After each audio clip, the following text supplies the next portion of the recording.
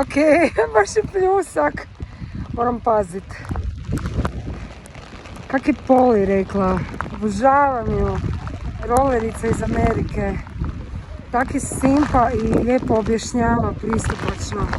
Kad je kiša... Ok. I vjetar. Dodala bi, nemojte biti prelagane, curke. Ne, da vas ne otpuše vjetar. Ovo je možda najzabavnije rolanje. Mislim oko 10:30. Uglavnom Poli je rekla, ako se neće stavit ću titlove. Ako se čuje, oprostite što se derem. Ona je rekla uglavnom kad je mokra cesta i ako je glatka, samo lagani pokriti. I izbjeći ove zebre i to bi ja dodala, jer je to onda onak malo sluzavo. A sve u svemu zabavno, evo lokalno. Na izlazu Sjeruna, kiša i vjetar. Sam da ne prođem kraj auta vlastitog.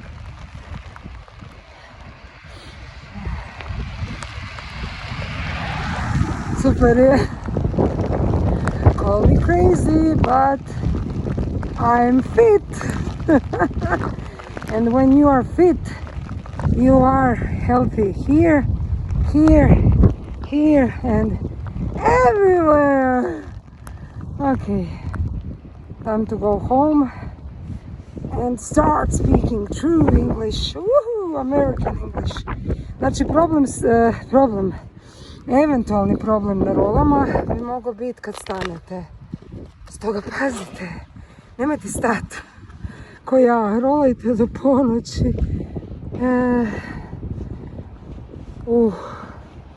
Dobro, ovo proljeće je fakat zanimljivo.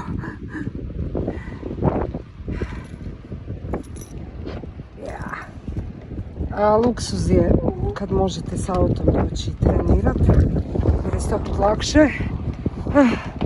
Ali mogu ja i busom, navikla sam da sve. Ako treba mogu rolati do doma. Mislim, nije baš idealna cesta, to moram priznat, zato što je jako hrapava na dijelovima. A čak i to nije problem ako je kiša. Ne brinite, sad ću ja završiti shorts jer moram si iza trole. Mi žene i multifucking tasking, da, hrapava cesta je bolja kad je kiša. Tako da